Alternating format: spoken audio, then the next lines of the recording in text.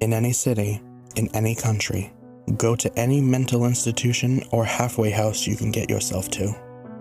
Go up to the front desk and ask to visit someone who calls themselves the holder of the truth.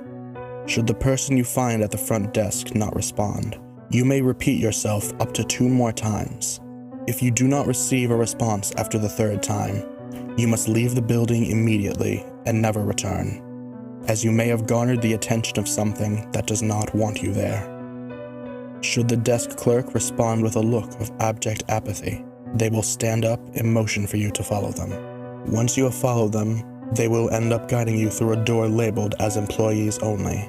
Keep following them, for behind that door is not a break room or a storage room, but a long stairway leading upwards into darkness.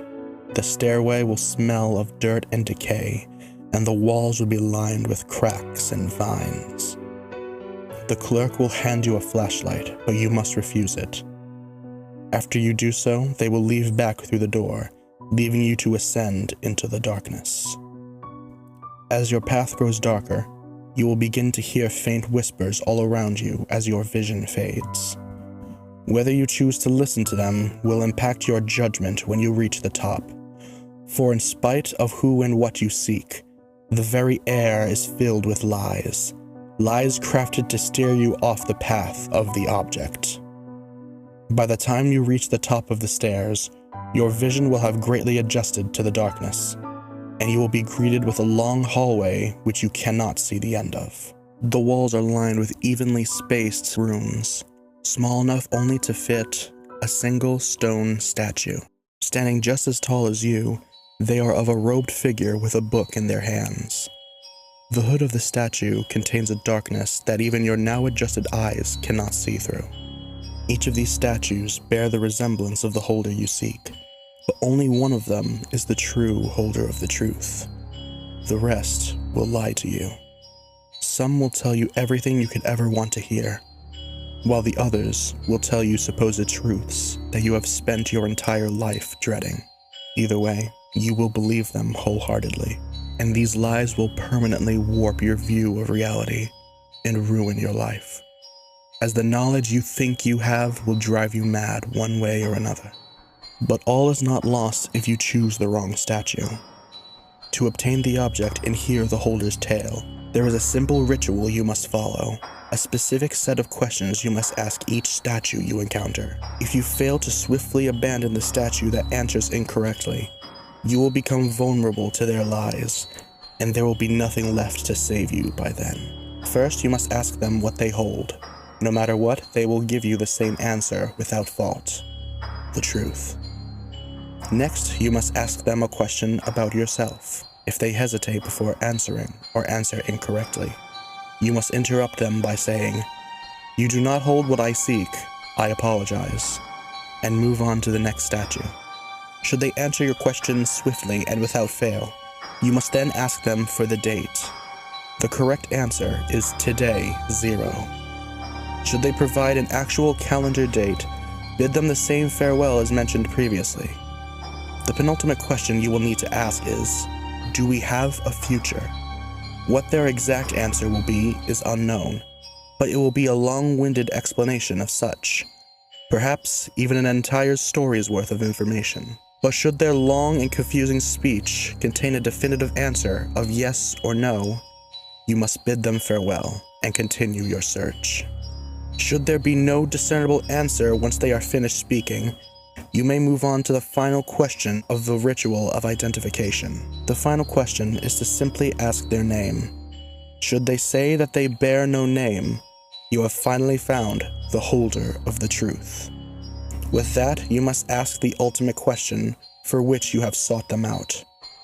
Why were they created? By now, you may be able to faintly see the face of the statue under the hood. They have never been known to only possess one face. They could appear as a man or woman completely unfamiliar to you, or it could be one of the wisest people in your life. Regardless, the holder will begin to tell you a tale older than time itself, a tale about the dawn of creation and the reason and cause of the existence of the objects. It is a story that will recontextualize your very existence, And this truth could have an impact on you, not unlike that of the lies of the fake holders. Should your mind remain steadfast throughout their tale, once they finish, you will notice that the book that they held in their hands is now gone. And you will find that the book is already in your hands. It is bound by a finely woven leather case with a tree embroidered in gold upon the cover. Once you look up from the book, the statue will be gone. With that, you must simply thank the holder for their gift and return the way you came. The fake holders will whisper out once more with their venomous lies. But should you remain sound of mind after the true holder's tale, these lies will no longer be able to harm you. The book you now hold in your hands contains every lie you have been and ever will be told. However, they are only the direct quotes that in of themselves are lies, and they have no person or context attributed to them. It is up to you to decide if and how you will use this book and unravel the mystery of where each lie originates, past, present, and future. But that too is a dangerous road to follow, one that will lead you into the very same madness as the fake holders. This book is object number 1 of 13. No being in recorded history has ever learned what will happen if all 13 objects are to come together. All that is known is that what will happen will be beyond all mortal dreams and will reshape reality forever. Whether these objects come together is in the hands of the holders, and more dangerously, human nature itself.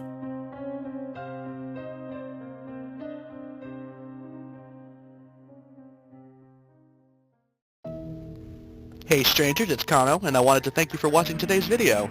This one was definitely a very experimental one to say the least. Not that I'm a stranger to narration, this is only my, second time.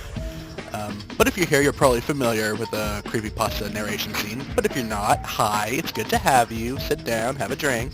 But if you are familiar with creepypasta narrations, you are also probably familiar with the Holders series. I mean, it's in the title of the video after all. And I was in the same boat. I found the concept very interesting. Mysterious objects and beings like embody all these different human concepts. I thought that was really cool, and I saw it was a really, really long series, but I figured, hey, the stories are short, I might as well take some time, go through them all. There's supposed to be 250 something objects and holders, if I'm not mistaken.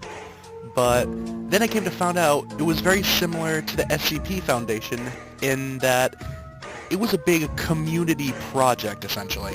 And it does not have an established lore or a specific ending, not much of a canon. Just a bunch of empty slots for anyone to try and fill. Now that, in and of itself, is a very cool concept. However, it really kind of dissuaded me from watching the rest of it. Because it set up a big mystery that, by definition, there is no answer to. And it's not even in oh, this is how the writer intended it. There's no singular writer, and that means inconsistent quality and inconsistent overarching story.